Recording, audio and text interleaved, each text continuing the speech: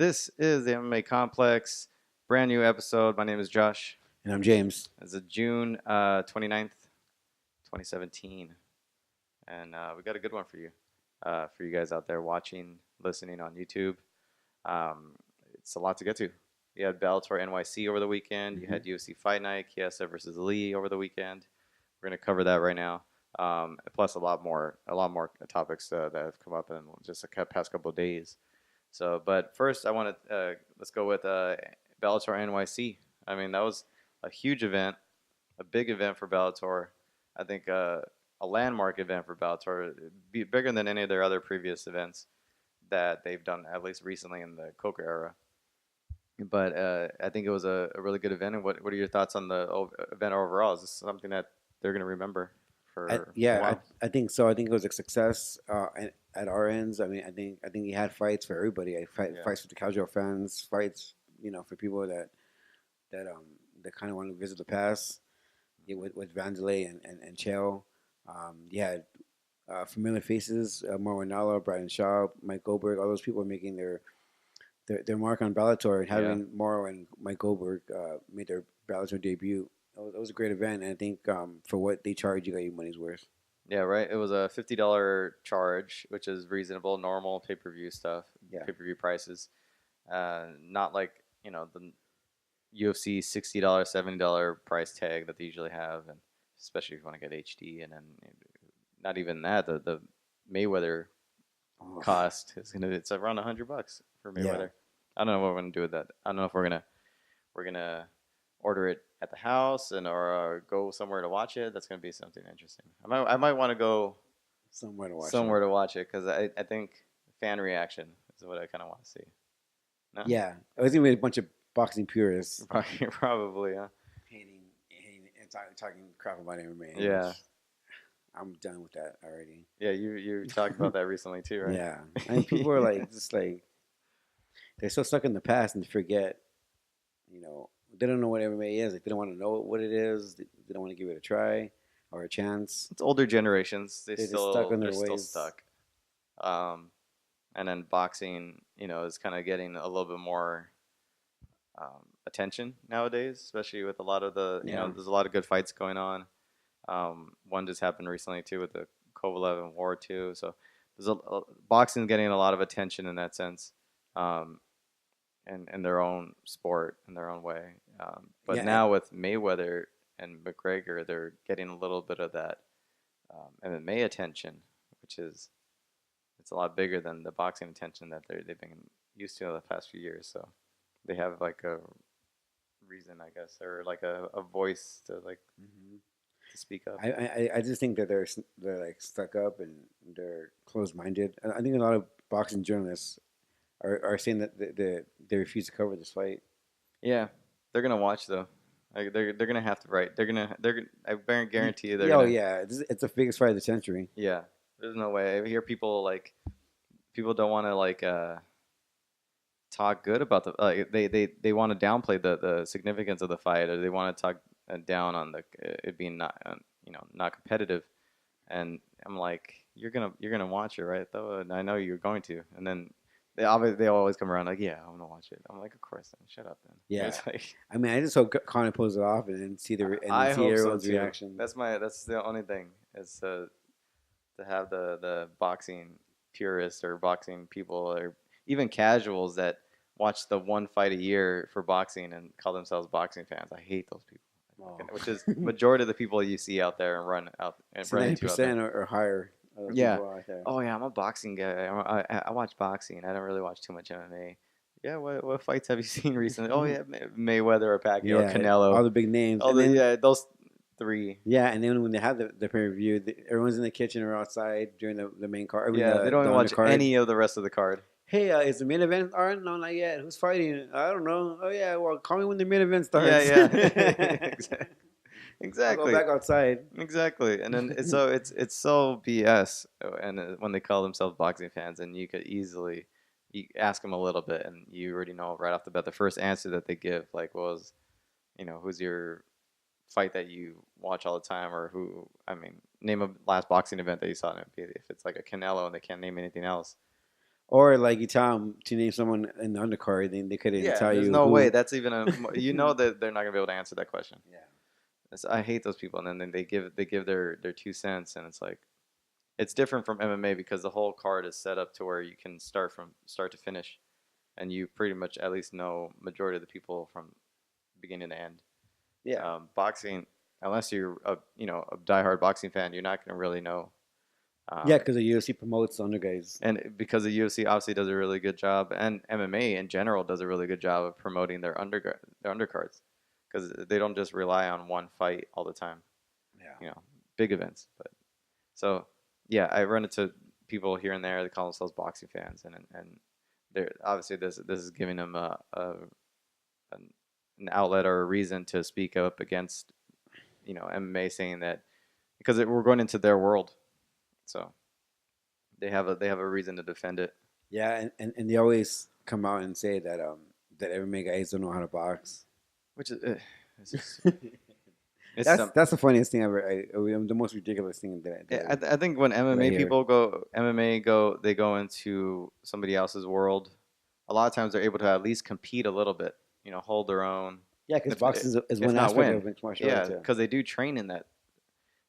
If anybody that comes from an outside sport into MMA, rarely are they able to maintain a somewhat respectable, turnout or a career even.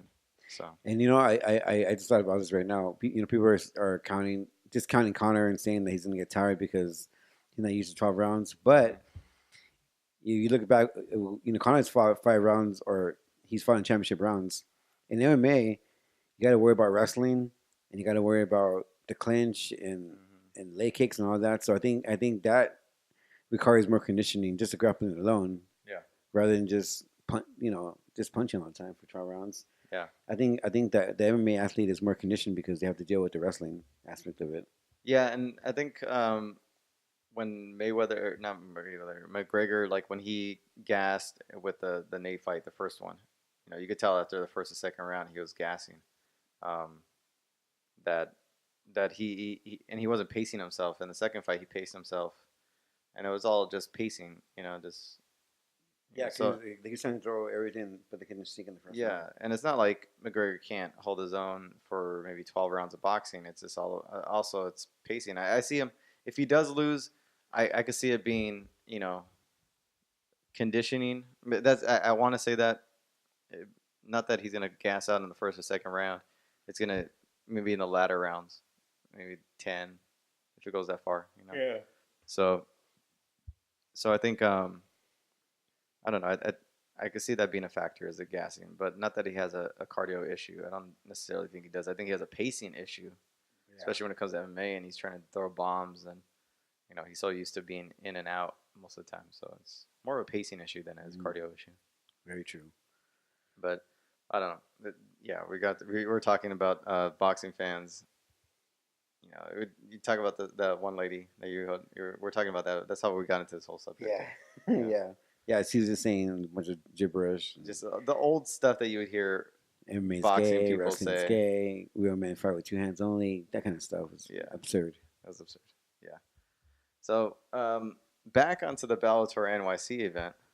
I thought it was a good event. I thought it was something that they could hold their heads up high over at Bellator. I'm rooting for Bellator. I find myself rooting for Bellator.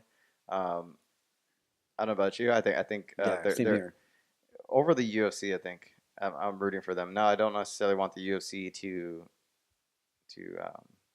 fail in any way. But I'm rooting for Bellator and that they have some they could hold their own in the world of MMA. I mean, this is really the WCW versus WWE. I think so. Yeah, this is pretty much we're in the start of that. Yeah, and I think Bellator is a big threat to the UFC. The way the UFC handles their business with the Reebok deal, and you saw it coming into play, and just the way Dana is in public, things he says, the fact that their owners of IMG don't show their faces a lot. Yeah. And then you see Bellator where they welcome sponsors, they pay the fighters as well.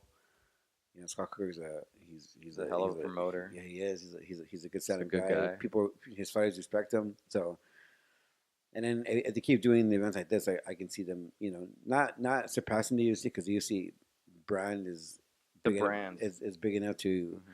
to withhold any kind of anything. Because when people think MMA, they think UFC. Yeah. So I don't think Bellator will ever surpass them, but they're going to be right next to them, with them in the future. Yeah, I think so too. I think the UFC brand is a big obstacle For for anyone. any other promotion, or even any fighter, a lone fighter like a McGregor. The UFC brand is tough, tough to beat.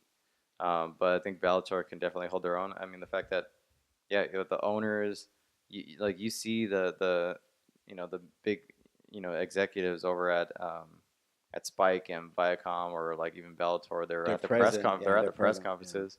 They're open. They're welcoming. The fighters that they're getting are top notch. The production value is going up, um, and just everything. You got Scott Coker there who knows what he's doing. They have a lot of things going for them. They have the money to back it up. They're getting all these people. They got Rory McDonald. They're going to get a lot more people, I think, in the future. And it's going to be interesting to see how it all turns out. I think it's going to definitely the WCW, WWE, Monday Night Wars. yeah, Yeah. Monday Night Wars. The only thing that could get in the UFC's way, I think, is the UFC themselves. Hmm. I think, the fact that they don't have Fertitas and Dana, they don't have that core ownership that was familiar to fighters. Now it's just some faceless entity Hmm. that they rarely see, or most fighters have even just barely gotten to meet. And I think with Dana White, somewhat still in the swing of things, he's still a central figure to the company. That's that at least is keeping them. I think with Dana there, if they didn't have Dana, I think it could easily start to fall apart. Yeah, I think Dana's a big it's factor. very possible in a couple of years we won't have Jin anymore. Yeah, and then we might not even have Rogan. I can see Rogan. He's doing a 1 year contract thing. I think his that's probably coming up soon because he signed it last year Hmm. to end this year, and who knows?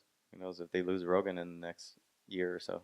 Imagine Bellator grabs Rogan and Goldie. Imagine Bellator has Rogan. That would be something. That'd be crazy.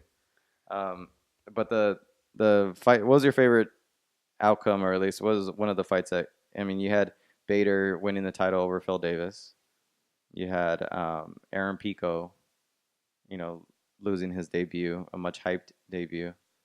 And you had a lot of they had Heather Hardy on there, who's I think going to be a big name in Bellator, especially in the females division. And you had a bunch of stuff. You had Chael getting a victory, a much needed victory. What was your standout fight? I, Douglas Lima. I think the Metreon and Fedor fight, Yeah. just because the way it happened and the way it ended, both guys knocking each other down, but Metreon being the first person to get up and Yeah. take advantage of that situation. I think that's where age and I mean, wear and tear kind of plays. I mean, Not that Mistrion's a young guy. He's no, not. he's not. But I mean, it just shows you that Fedor is past his prime and he shouldn't be fighting. Hmm. I mean, if he's gonna fight, he should fight at 205, not at heavyweight. Yeah. Something that he should have done a long time ago because he can. I think he can make the weight. I think he's just lazy to go Hmm. down on 205. But yeah, I mean, it was a showcase for Mitrione. He puts up. He makes a strong case of being the number one heavyweight. I think Scott Coker mentioned on the Ariel show that he's gonna bring back the heavyweight championship belt. And yeah, I think Mitrione, his personality and the way he fights can make him one of those top guys in Bellator. He can. And you got Roy Nelson, I think, making his debut in September. So their heavyweight division's coming along. I thought that was a good fight, though. That was probably the one I think a lot of people talked about more so than any other fight overall. I think Because of the people involved. of the people involved and the way it turned out, and it was a knockout. You had the Chael Vanderlei, which was like a one-sided kind of like, you know, one-sided on Chael's side and kind of just grounded him out. And then you had Douglas Lima, which was competitive Yeah, against Lorenz Larkin. That was a good one. it was. But going back to the Vanderlei fighting, I think what happened during the fight was more talked about. People were in the crowd Mm-hmm. were shitting on Tito Ortiz, saying "fuck Tito." They're chanting "fuck Tito," and pretty much they're going against Tito and Tito being in the audience, because Tito gave Cheo the bird, Yeah, and fans didn't like that because I guess fans saw it on the big screen and they're chanting "fuck Tito" yeah. and Tito sucks. So I was kind of happy. I think that was the antics outside the cage was more talked about Yeah, than the definitely. actual fight. And then you had the Pico that, do you think it was, a lot of people are saying it's too much for him. They're saying that now. But his management asked for the fight. I still see the guy as being a top contender.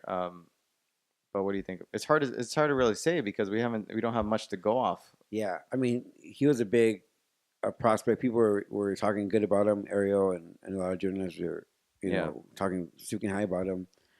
But in MMA, I think wins and losses don't mean a damn thing. I think someone can No. lose their debut and they come back, and then if booked properly, they can shine, and people forget about that loss. I think Aaron Pico, I don't think it was too much for him. I think he just got caught, and I think he lost the fight fairly. Yeah. It had nothing to do with skill level or experience level. It just he got beat. I think if he comes back and Bellator books him with someone he can beat, maybe a top 15 guy. Hmm. I think people will forget about that loss. Yeah. I think so too. I think it'll be a forgotten loss. I mean, after a while, I think he's good enough to get back in there soon. Probably before the end of the year, definitely. I think I don't know. I think part of it's experience, but it's also I think experience does play a factor, especially when you're making your debut and you don't have any MMA experience. Even though he has a lot of wrestling experience, boxing experience, he's got a lot of competitive experience. Yeah. So in terms of nerves, I don't think that's you know I don't think it's a factor. Nerves, I don't think was a factor necessarily. I think it was just obviously lost fair and square. That's you can't disregard that. But then, I think you're that cage time and becoming comfortable in there and knowing what to do in different situations and how mentally you could get past certain situations. I think it's a big factor. So I think he'll learn that in time. But yeah, I don't think we should judge him too much on this fight. No, not at all. Yeah. Bader or Phil Davis? Did you want to comment on that? I know it wasn't the most exciting fight. No, I mean, I feel bad for Davis. He lost twice Okay. to Bellator, once in the UFC, now in Bellator. I thought it was not a great fight. I think it was a fight that a lot of people expected the way to play out just because of the first fight, how that played out. Uh, I think I think Coker was talking about Bader defending his title against King Mo Yeah. next. I mean, ranking wise, Bellator doesn't have any ranking because they don't have the fighters to rank. They don't have But the I top. think making big fights like that is interesting and it makes sense. That's a good fight. I mean, Bader versus Chemo. That'll be exciting. Chemo brings it. Bader's gonna be the bigger guy, I think.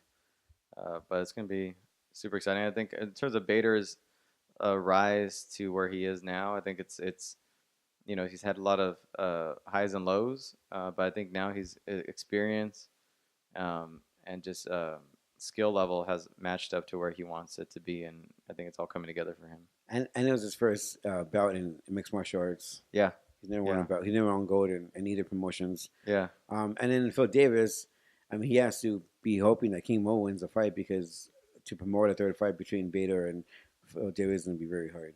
And even though he won the belt in Bellator and not in the UFC, Phil Davis, when he left, he was a top He was on a winning contender. streak too. He was on a winning streak, top contender, guy who could have easily fought for the title, was one fight away. So, A top 10 guy for sure. yeah, so it's not like he beat somebody in another promotion that didn't have a name, that wasn't really, didn't matter.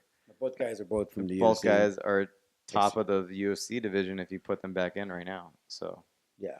it's something that it's a good feather in his cap to, and a good win and a good first title. So Yep. it's a respectable win. Um, Sunday. and then you had Sunday, you had Chiesa and Lee. Overall, the card was pretty good. I mean, obviously, you had first off to kick off the night, you had BJ Penn on that in that fight. That was, obviously a sad, disappointing event. We all kind of figured it would go that way, or at least had the chance of going that way. I think, needless to say, I think we all hope that this is the last time we see BJ fight. I mean, we hope, but I don't think it is just because of BG Penn's nature. Mm-hmm. I think the UFC is going to wash their hands and kind of probably cut him. But I can see Bellator picking him up and Yeah. BJ fighting in Bellator or in somewhere either Japan for Bellator or somewhere else, but maybe not the UFC. Yeah. Um, I was kind of bummed out that they didn't show his entrance. They didn't show his entrance. They didn't do anything. No, I Yeah. think one of the best things about BJ Penn was his entrance and the fact Yeah. that they could have waited just to him being already in the cage. I mean, it was a competitive fight. I think the first round was competitive. I think the second round, obviously, BJ Penn won that fight that round by knocking down Dennis Silver, Yeah. and then the third round comes and BJ Penn is gassed. He's taking unnecessary shots. Mhm. He can't even walk on that leg. He was taking leg kick after body shot. Yeah. He was getting punched. He wasn't defending himself. He was seconds away from the fight being stopped, and he survived the third round. And you look at BJ Penn, a pioneer of the sport, especially with the lighter guys, and seen him, rise in the UFC and have that lightweight title, and seen him how he is in 2017, and not being able to. I mean, him being able to struggle against Yeah. a top 15 guy, Dennis Seaver, who was also up there in age, is really sad. And as a fan of the sport and a fan of BJ Penn, I don't want to see him fight, but I think he's going to continue to fight. It's kind of yeah. I don't want to see him fight. I think he should have stopped fighting a long time ago. Obviously, being a BJ Penn fan, the direction that he started taking after a while, jumping weight classes, taking different fights, going out of the, I don't know, instead of following the line of fighters that he should fight to either get to the title or defend his title. He jumped around a lot, and I think that kind of messed him up because you have all these fights that you shouldn't have even fought, and it's tough to bounce back from a loss and continue a reign of terror, and then during that time contenders pop up. So the direction in terms of where his fight career went, it's hard to say it's a bad move. I think it was a bad move, but it's also the BJ Penn way of doing things where he just does whatever he wants to do and goes whatever direction that most of the time doesn't make sense. But I thought there was a certain point, I don't remember which fight it was, but I was like, okay, you can call it quits now. You lost your title. You're older in age. Frankie Edgar. Yeah, I don't know. It might have been the second Frankie Edgar. Obviously, I think the second Frankie Edgar I thought was way too quick of a turnaround. I thought it was on like maybe a month or two, and he goes and makes that fight again. Way too quick of a turnaround. And then that sent him on a kind of a downward spiral. But I don't know. There was a certain point there where I think when Fox came into the picture, I think was when BJ could have kind of started making his way out. And I thought he would have been a good analyst, but he didn't go that route. Where we're at now, and I think he's going to continue to fight. That's what I think. Yeah, I think someone needs to pull him aside and talk to him, whether it be a loved one or Jano or anybody, because he's taking unnecessary damage to his head, and it's going to affect him in the future if he keeps putting his body through training camps and getting this kind of punishment in fights. I think someone needs to talk to him and say, hey, look, you got to stop because it's going to catch up to him in the future. Just for his legacy alone, which is already kind of, in a way, tarnished, just based on his fights and where he's gone. He has a record of 16-11. Yeah, which is, or 16-12 now, which is tough because I mean a lot of those losses he shouldn't have even had or shouldn't have even taken the fight. He should never went to 170 or dropped down. He says to stay at 155. If you can fight at 145 pretty easily and make that weight. I mean, I know McGregor did it, but he only did it one time, and it didn't work out the first time. It won the second time. But BJ obviously he held the title there, so it's kind of hard to knock him for it. But I don't know. But in a way, I mean, like what if BJ would have won? Then he started calling out top 10 guys. Yeah. I don't know. And before this whole new run, he was talking about going for a title. That's nowhere. It's not gonna happen. So it's tough to see. I think his career could have been a lot better and a lot more glory involved with his career than what we have now. But, I don't know who's going to take him. I don't know if the UFC is going to put on another fight. I don't think they should, but I don't think they're going to tell him no. So and then with the main event in that fight, you had Chiesa and Lee. The fight overall, it didn't last that long, but the controversy at the end is what kind of everybody's still talking about. Do you think it was controversial? Do you think Yamazaki should be, you know, I don't know, Um, beaten down? I don't know. Like, what do you think about the whole fight? I Didn't thought last Kevin long. Lee looked dominant in that fight. Uh, yeah, I think Kiesa landed some good shots that hurt Kevin Lee or made Kevin Lee back away. But for the most part, I think Kevin Lee was pretty dominant in that fight. And I think people were anticipating this fight because of the press conference, Hmm. because of the war words, Yeah, and he had, and then I think with this fight, I think this is the fight that Kevin Lee would have kind of gained popularity and his star would have risen or whatever. But I think with Mario Yamazaki and the things they did by stopping that fight too soon, kind of hurt Kevin Lee. Um, 'Cause now people are saying that Kevin Lee didn't win the fight, which kind of hmm, hurts him. yeah, And I think the commission should find Yamazaki, or at least not make him referee for a while. It was very clear that one, Kiesa didn't tap, and two, he was so very cautious hmm, during the choke, and it hurts Kevin Lee, and people are kind of again people hate him even more now, and I think Yamazaki should be removed or at least suspended. yeah. I mean, I doubt if the commission's gonna go that far. I don't think the UFC is really gonna do anything. I think it's gonna be one of those things where they just kind of just leave it alone. Um, Now, Kiesa's excuse was saying that he was gonna let Kevin Lee's arms tire out, and I mean I could see that, but it was pretty. That was deep. It was deep, and he stopped fighting the hands, and so it's kind of hard to defend his excuse. Hmm. But he obviously he didn't go out and he didn't tap, so it's I mean, and he's a tough guy. We know he's a tough guy to where maybe he could probably at least he felt like he was in a decent enough position to where he can hold out. And I don't remember the number the clock on the fight if it was towards the end of the round. I don't remember the how much was left. I think it's just like a minute left. I mean, he might have been. Who knows? I mean, we've seen people get out of worse positions. He might have been able to hold out and and survived, and then went on to the second round. And Well, we but saw we saw that exact same position with the Philly Sharing fight, yeah, and the girl escaped Philly Sharing's running a choke, yeah. and it was So it was deep in there too. so I think in a way, yeah, it was a bad position, and he shouldn't have been in that position. And Kevin Lee probably could have finished him in that position. But then there is a case to where it was a bad call to where it stopped way too early, and Chiesa could have probably survived. And who knows, maybe even turned it around on Kevin Lee and would have won the fight.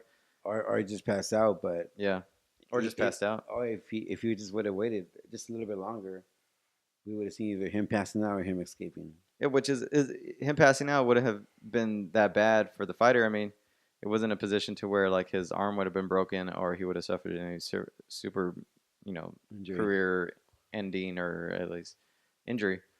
And the fact that he would have gone out for a few seconds wouldn't have been Too bad. too bad. Yeah. So and he wasn't taking any shots, so his brain wasn't getting rocked.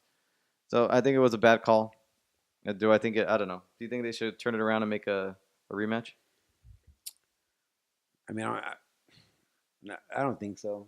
No. I think, yeah, I mean, you could. I mean, there's a story there they can be told as far as Kiesa coming back and Yeah. him not being choked out. But I don't see the UFC going that route. I think they currently he's asking for Khabib next, Yeah.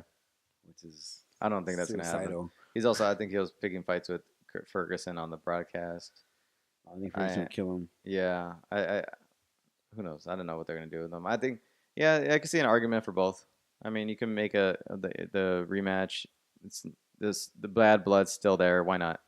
Or you can do put him up against a top contender. I think See him how and he does. and Barbosa would be a good fight. Yeah, that'll be a good one. That's a good one right there. Tony Ferguson just waiting around. He needs a fight. Yeah, Khabib's not.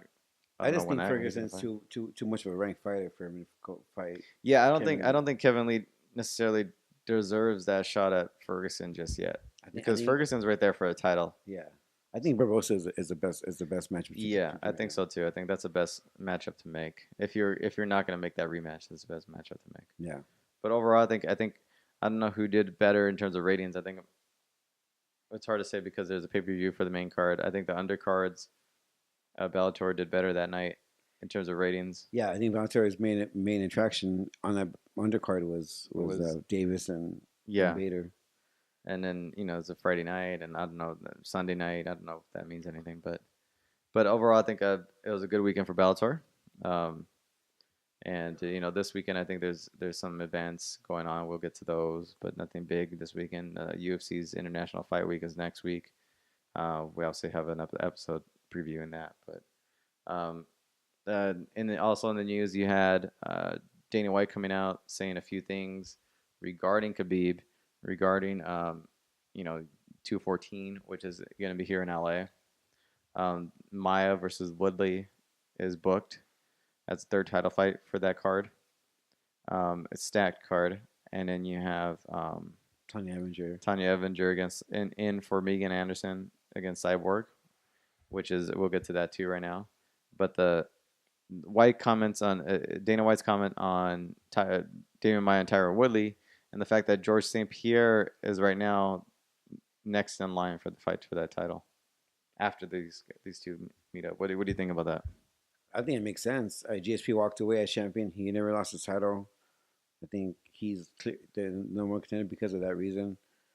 And I think I feel bad for Maya because I think this fight was booked too soon for him to train. I think he has like a month to train for Month Woodley. and a half, yeah. But for Woodley, this guy, I mean, what a year has he had as far as being in fights on big fight cards and getting paid? I think the last one was 205 with Connor. He was on that card. He made a bunch of money, and now he's on 214.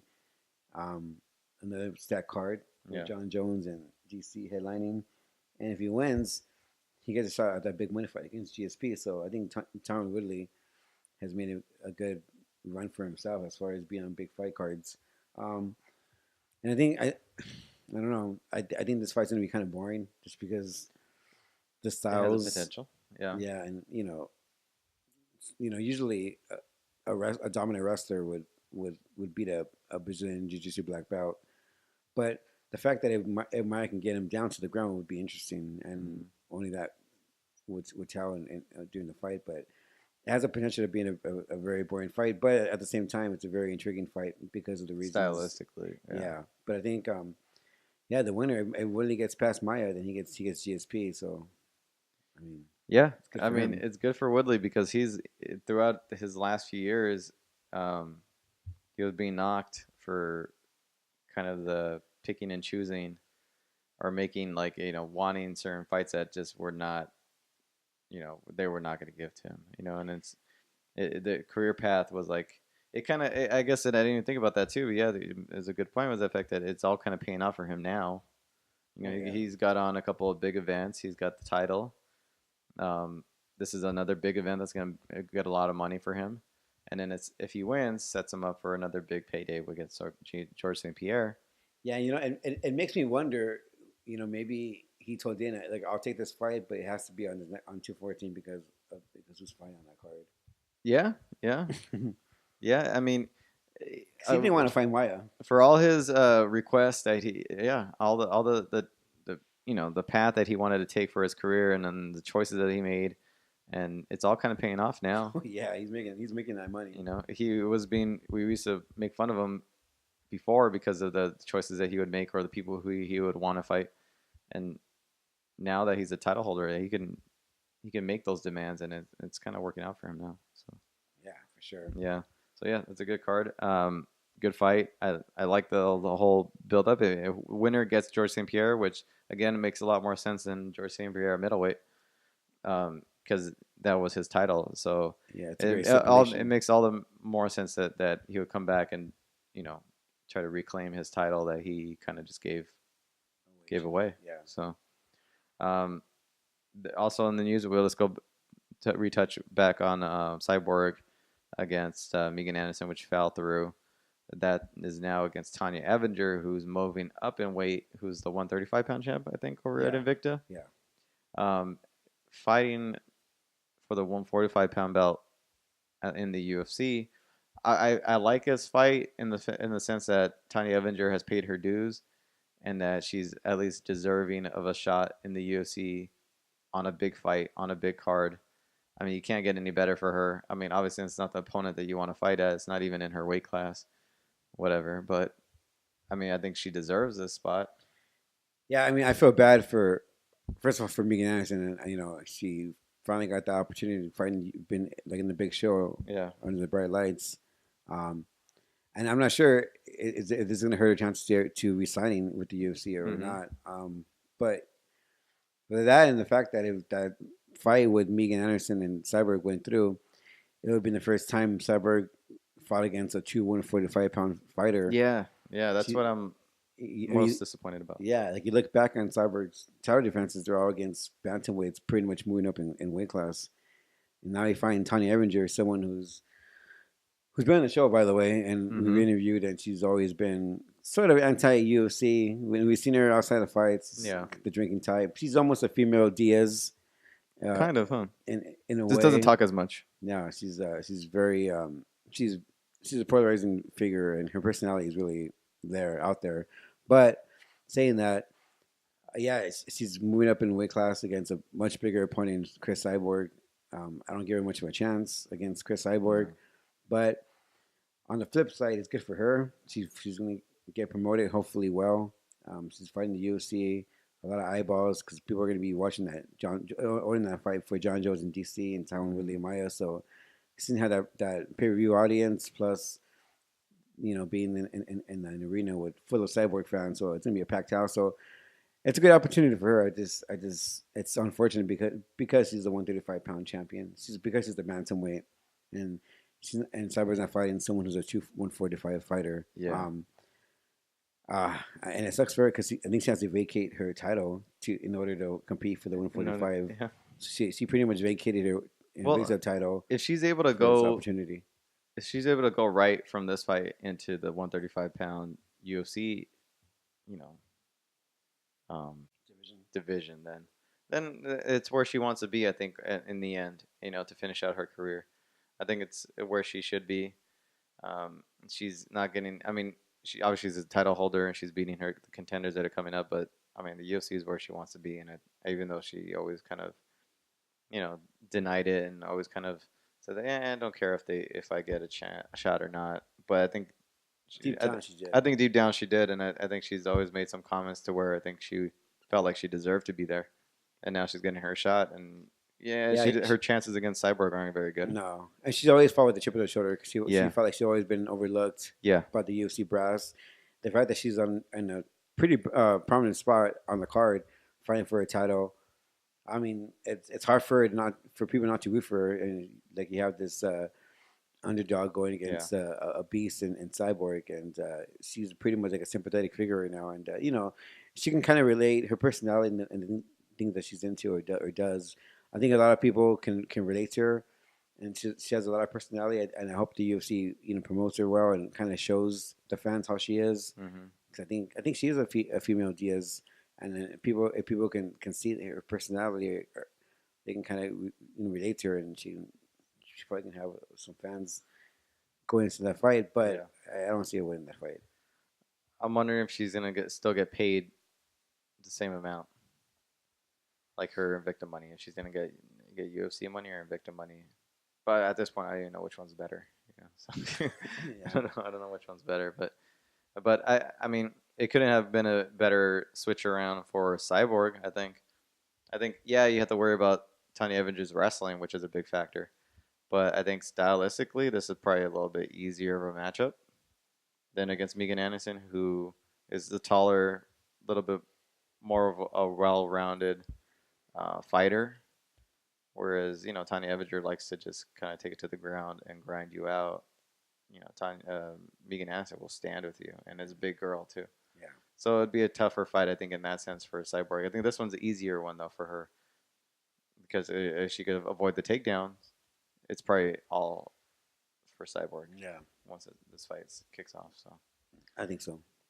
Yeah, it's a good matchups, good fights. On that 214 card is gonna be insane. I'm glad it's here. I think we have a chance to be a part of it in some way. Yeah. So looking forward to that.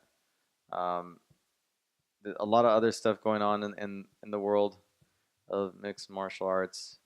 Um, other comments that Dana White said over the recently, he did an interview, I think, with it was, I think it might have been USA. You had Johnson getting his shot at Cyborg, or not Rayborg, I'm sorry. Yeah. Kind of going against the whole pressure and giving into the negative pressure of his comments being put out there. Uh, Johnson putting a statement and kind of saying the dealings with the UFC have been lately, and White saying if Mighty Mouse wants to fight with Ray Borg, he'll get the fight with Ray Borg. That's on coming after the day, I think, where they canceled the card where that fight was supposed to happen. I think, right? Yeah. Because there was a fight between Canelo and the Mayweather-McGregor fight. There was a UFC event, and I think they canceled that event. Was the UFC event going head to head against Canelo and Triple G? Yeah, I think they might have moved it there, right? Or I don't know. They moved one of them there. But I think it's good for Johnson. I mean, the fact that he put that statement out, I think it's kind of put the pressure on Dana White to give him what he wanted. Because yeah, because he's your champion. He's arguably the best fighter right now, and not only in the division but in the world.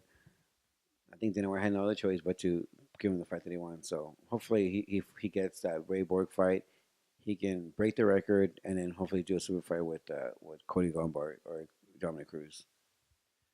Yeah, that I like that. That'll be after he gets his 10 fights, or that's one of those is one that I would like him to do. Let's go to fight picks. I know there's a couple of events going on this weekend. We'll just honestly just touch on them and kind of close out the show. We have a good show lined up for you guys next week.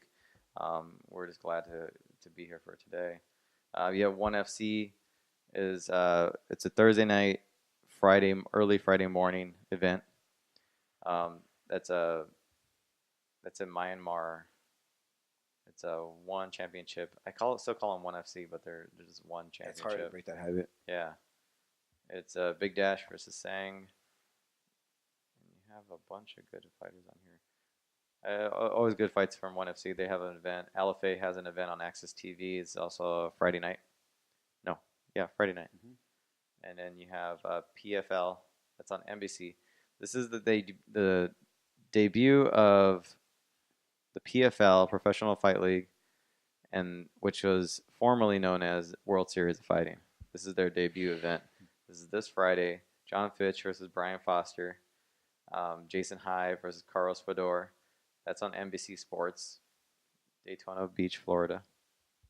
And that's pretty much your events for this weekend. And for those pro wrestling fans out there, this weekend, New Japan will be doing their U.S. debut in Long Beach, California. Is it this weekend? Yeah. In Long Beach? Oh my God, it's so stacked. I think if you have the Fight Night, you get to watch it for free. Yeah. Obviously, you have access. You get to watch it for free. I think Jim Ross and Barnett would be there calling the fights or calling the matches. Kenny Omega, man, going against Cody Rhodes, Dusty Rhodes' son, for the IWJP World Championship. Cody Rhodes just got the ROH Championship, so champion versus champion, Ring of Honor champion versus New Japan champion. Tickets are expensive for that, right? Yeah, if you didn't get them right away, but the fact that Kenny Omega is like one of the hottest wrestlers out there right now. Yeah. Or the hardest wrestler out there right now against Cody Rhodes. Is it a 2-day event? Yeah, it's a 2-day event. Huh? I think the first night is Omega versus Cody Rhodes for the championship, and then I think on Saturday is the U.S. title tournament or the Intercontinental title tournament. Are you gonna try to go? They're so down. They're like too expensive. How much are they on StubHub? I haven't checked, but I'm kind of afraid to check. Yeah. I want to go. So I want to go to the fight because I want to see Kenny Omega fight wrestle. Yeah. I think I had someone I know took a look, and I think it was over $100. I think for the tickets. Probably. It's a small venue. I think. It's a smaller venue. It's Long Beach Sports Arena, I think. Sports Arena, which is not a huge event, a huge venue, but that's cool. So if you're in town in Long Beach, I mean, you got tickets. Good for you. You know. But that's our episode. That's our show. one more in the books. I think this was what, 90? Is this 90 or is this 89? I lost count. I think I've lost count already. We've done a lot of episodes. Yeah, it's not even counting the bonus episodes. Yeah, I think on YouTube we We're have well like, over 100. I think 110 on YouTube, so we have way more episodes on our audio format. So yeah, the audio format is a lot more episodes on audio format. And ignore it because we were just starting out, so we've gotten better over the year. Yeah, yeah, and then but I think in terms of official episodes, I think this is probably 89 or 90. I don't know. You'll see it when we promote it. But yeah, good one in the bag. It's another episode, and we're glad to be here and be back for another one next week. So we have a lot to cover. International Fight Week next week. So we're a lot to go over next week episode. So that's it, man. Go to the themmacomplex.com. Go for everything the MMA Complex. It's all there. And yeah, thank you for watching. Yeah, and while you're there at themmacomplex.com, go ahead and visit our online store. Buy our MMA Complex t-shirt for only $19.95. It's our official shirt. Check it out. Buy it. Support the show. You can follow us on social media as well. You can follow me on Twitter, MMA Complex James. You can follow him on Twitter, MMA Complex Josh. You can follow the show on Instagram, Twitter, and Facebook, all under the MMA Complex. And yeah, International Fight Week, big fights. Amanda Nunes defending her title. It's gonna be a great fight and more. Josh and I will recap all the action from this weekend and next weekend. We're gonna recap the events. Until then, enjoy your week and enjoy the fights.